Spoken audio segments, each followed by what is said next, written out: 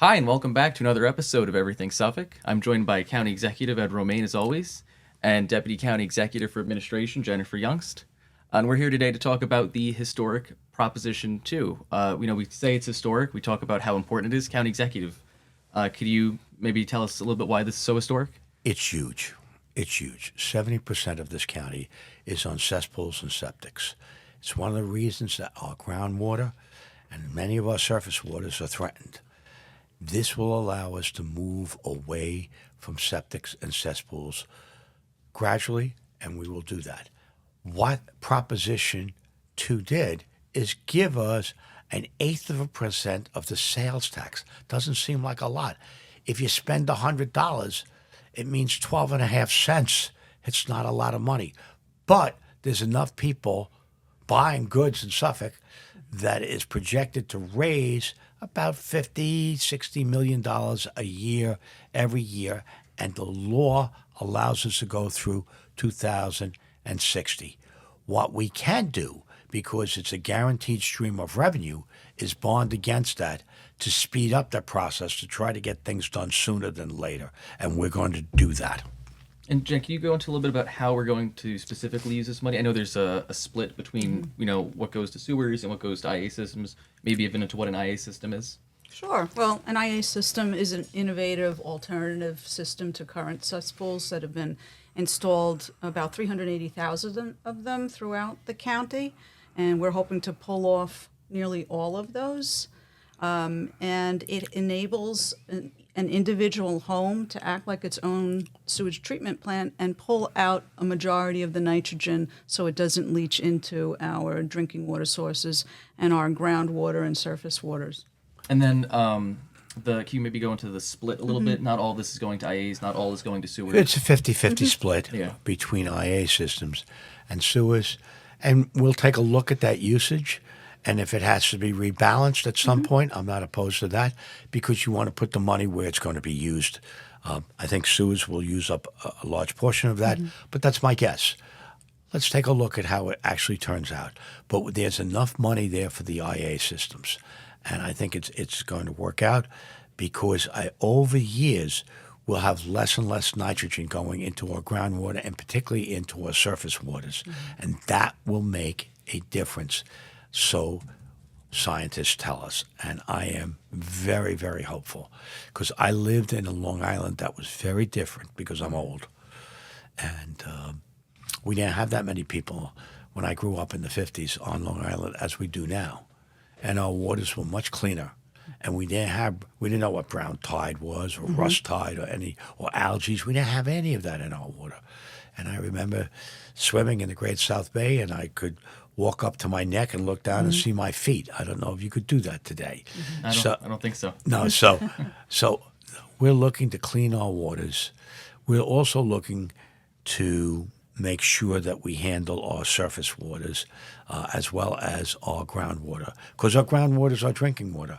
Our reservoirs are below ground; they're not above ground. And then I know you mentioned, so the formula is a 50-50 split, and you can change that. But how did you get to the 50-50 number? Because I understand it wasn't always that way. Originally, the proposal was 75-25, 25% for sewers and 75% for IA systems because they said they're needed out east. Oh, really? I used to represent 3 of the eastern towns. No. In fact, the eastern towns are just as vociferous as the western towns in asking for sewers for their developed communities like Hampton Bays or Montauk or West Hampton or Southampton. So when the original proposal stalled, I had the good fortune to become county executive. And I said, okay, let's do a 50-50 split and see how that comes out.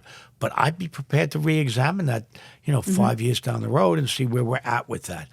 I don't want to tie myself. Originally, the original proposal, as I said, was 75-55. I was asked as a candidate whether I would support that. And what I said is, look, I don't think it's the right mix, but I'm not going to let the perfect be the enemy of the good. So yes, I supported that, but then move forward. So when I came in, I made sure it moved forward. I met with all the environmental groups, and we agreed on a 50-50 split. And we are going to move with all deliberate speed to build sewers and make sure that we do as much as we can. Smithtown, Kings Park, South Huntington, Oakdale, Mastic Beach, there's Center Reach, Selden, Southampton. I could go on and on. There's so many communities that have appealed to us to have sewage treatment plants. So you mentioned these communities, and then what was the number of revenue this is expected to bring in? Is I think you mentioned it, 50 million a year. A year, and then from there, Jen, this question's to you. How I know you mentioned leveraging this money. How exactly does that work? Maybe break it down for just like a regular resident. Well, these are very large civil engineering programs that most municipalities, including large counties like our own, can't afford to do on their own.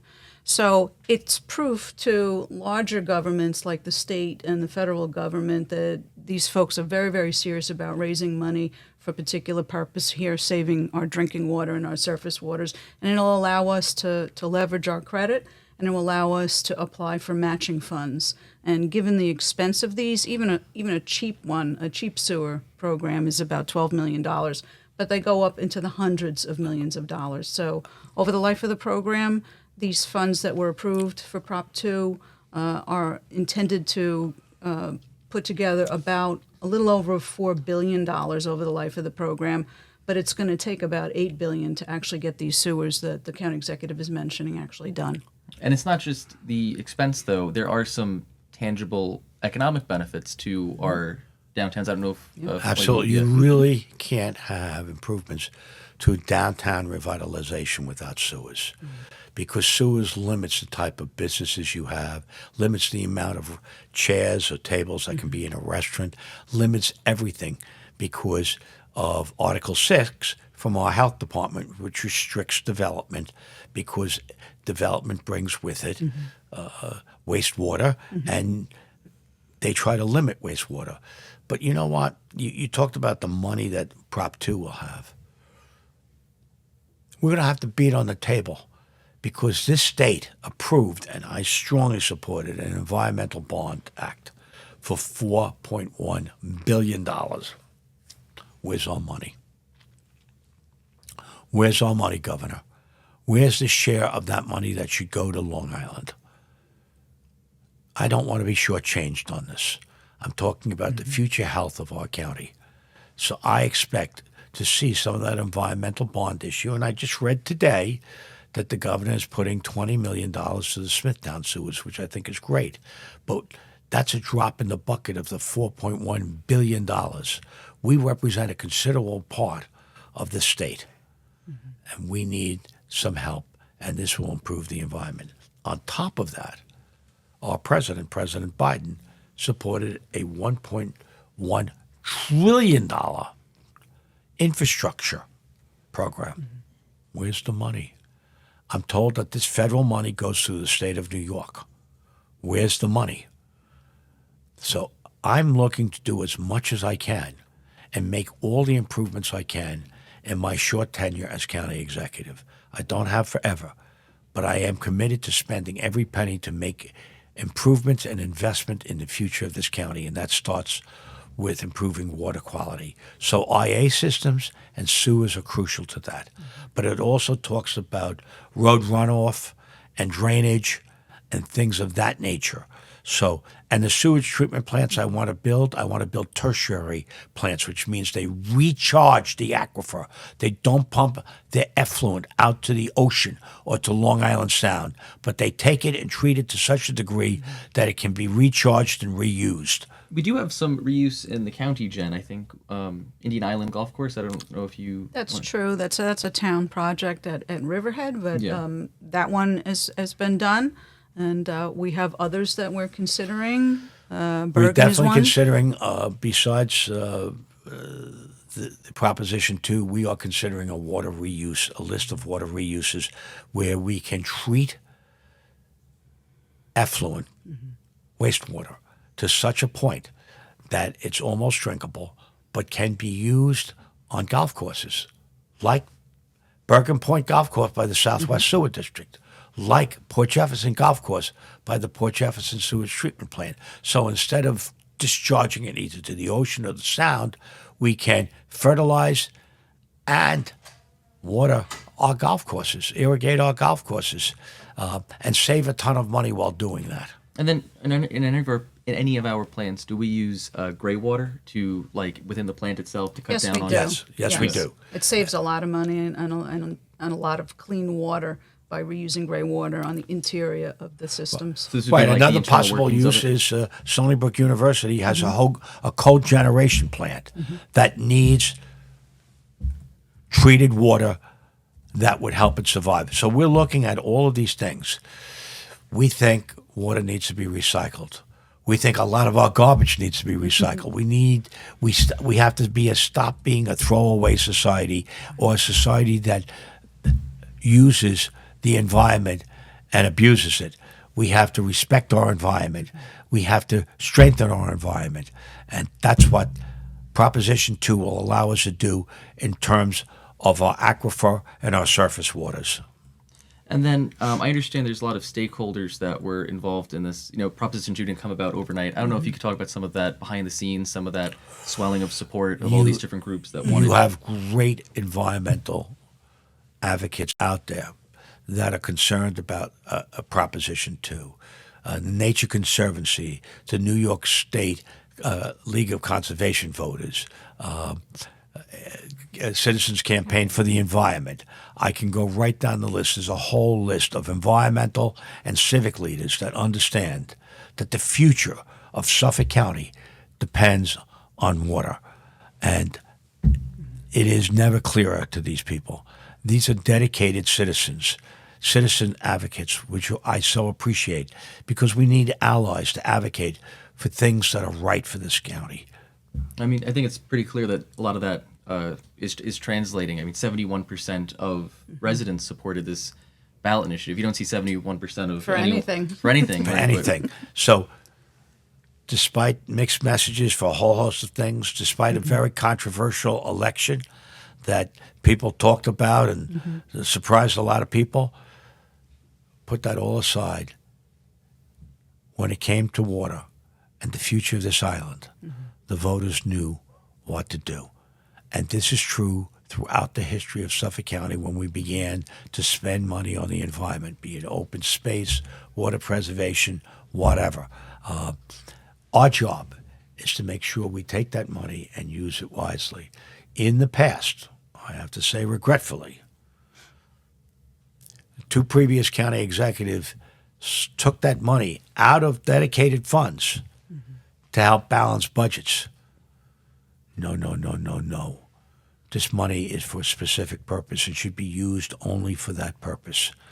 And I oppose that, think that was wrong, would never allow this, and we're going to make sure that the money that comes in for this purpose and this purpose alone.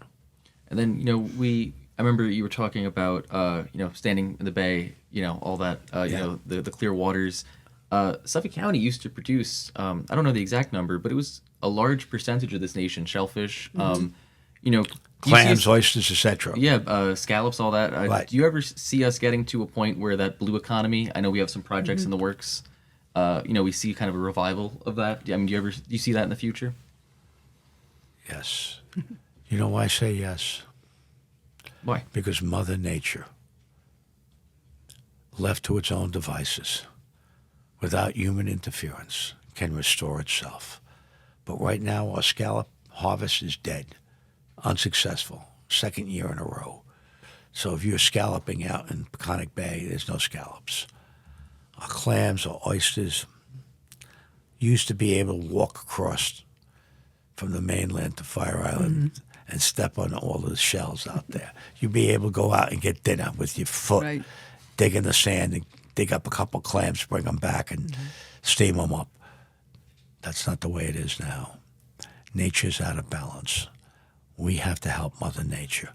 Once we leave it alone, once we give it a shot, I'm very hopeful that Mother Nature will restore. And we should respect Mother Nature and not look to exploit it and eventually destroy it, which is the point we're at now. It's time to rebuild Mother Nature.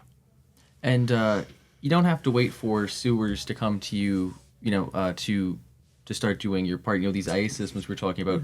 Jen, we have a program in place, right, to help modernize a lot of systems. I don't know if you can talk about that. Yeah, we do. We have a dual grant system that's run through our Department of Health, and there's funding available for everyone who applies, and the engineers determine that an IA system could be placed on a particular property. You can get upwards of about $15,000 through the county's program, and another $10,000 through the state's program. Which in most cases covers most of the cost. Covers most of the most cost. of it. Right. And then included within your first 3 years, the operations and the maintenance costs will be included. After that, folks are asked to basically sign on to an approved monitoring system where someone comes to your home once or twice a year to check on it.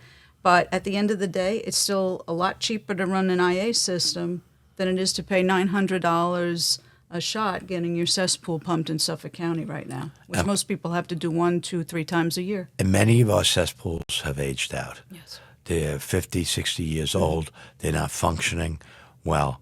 And if you live within a certain boundaries or close to the water, and if you have to replace your cesspool, you have no choice by law but to put in an IA system. Right. And then we do talk about the transformative nature of some sewer projects. County Executive, is there one that you would find particularly transformative? Are there any projects ongoing or planned? I think the Mastic one is going to be transformative. They're doing the eastern side of Mastic south of Sunrise Highway. And you know what borders the eastern border of Mastic? The Forge River, which at one time was one of the more polluted rivers. It's not a natural river, but one of the more polluted rivers in Long Island. I think that river will come back. I have great hopes for that. I think once everyone, because Mastic is an area with a lot of small lots, and when you build a house on a small lot, what do you have to do? Well, there's 2 things that you have to do. You got to put in a cesspool, and you have to put in a well. And I can tell you that the water, drinking water, was well contaminated. I spent the first part of my career in government with federal funds putting in water mains, because on those small lots, what happens is pretty soon you're either drinking your cesspool or your neighbor's cesspool when you have well water, because you have a high water table in Mastic, and you have, a cesspool and a well. Guess what? And you have all your lots developed around you. You're either drinking your cesspool or your neighbor's at some point. So we spent a lot of federal dollars from 1980 to 1985. There were no water mains in Mastic, putting in water mains in Mastic. What we should have done is also put the sewers in at the same time, but there wasn't the money or the funding for it. We now can go back and do that. And that's another concern of mine, which we haven't even touched upon. Lots of people in this county still drink well water. And a lot of our wells are reflecting the chemicals from society.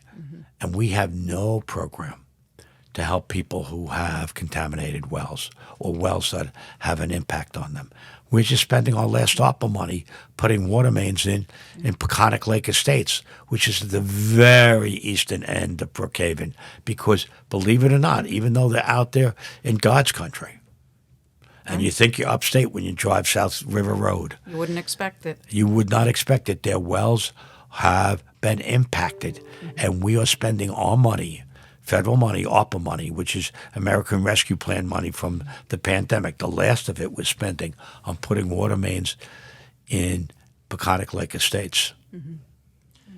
Yeah, and then in terms of growing downtowns, I know you mentioned bigger business, but Jen, I don't know if you could speak a little bit more to how sewers grow downtown areas. And we touched on it a little earlier, Yeah, a but little bit. folks like areas like Patchogue Village is one in particular that.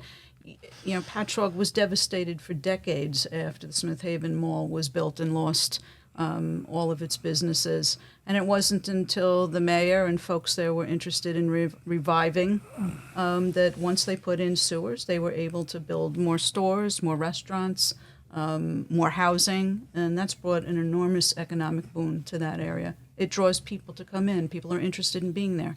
And it makes the area overall more competitive. Much Yes. Yeah. Yeah, and attractive. And we hope the same will happen to many areas that we put sewers in. We think will happen in Smithtown because they're limited by the type of industries that they have on their main street. But once they have sewers, they have a whole range of other industries and businesses that could not go there that now can go there. And you're going to see a little bit of boom in Smithtown. And that creates jobs and economic opportunity and makes for a better downtown. Sure. County Executive, do you have a message to Suffolk residents about this initiative? Thank you. Thank you for investing in the future of this county. Thank you for believing in the future of this county. Your vote was an expression that this county is going to prosper come the future, and we're going to use that 1/8%, that 12.5 cents for every $100. So a small amount of money. We're going to try to leverage that and do as much as we possibly can with it. Thank you for your faith. We want to make sure that we deliver for you. Thank you. Well, I mean, I'm sure they. I know we talked about Proposition 2 before it passed. We're talking about it now. I'm sure this isn't the last time we're going to talk about Proposition 2 or the sewer and water programs. This is far from the last time. This is an ongoing conversation that's going to continue long beyond my tenure in office because this is going to have widespread implications for all of Suffolk County and for those who live here. So thank you. I have the honor, the duty, and the responsibility to deliver along with Jennifer and all of my staff on this, but we're only taking the first step. I pray that those who follow me will continue through. This is a commitment to the future of Suffolk County that will travel long beyond my tenure in office. I'm happy to start it off. I'm happy to do as much as I possibly can in the time that remains. And then, Jen, just one last time, can you just tell residents where they go for that money you were talking about earlier, the dual grants? Yeah, the county currently has a website called reclaimourwaters.com, or they're welcome to call the Suffolk County Department of Health Services, and people will help them get the applications filled out. Or more specifically, call your county legislator. That's what they do. That's what they do. That's what they do. They help their residents Yes. out. As a county legislator, I got all types of problems about everything. And we work with our residents. And we have 18 legislators. They all will be helpful on this matter, and they can tell you where to go. And their offices and their secretaries, etc., can help you in every way possible. So feel free to call your county legislator. All right. I think that's all the time we have today. Thank you so much for your time. Thank you you. so much. All right.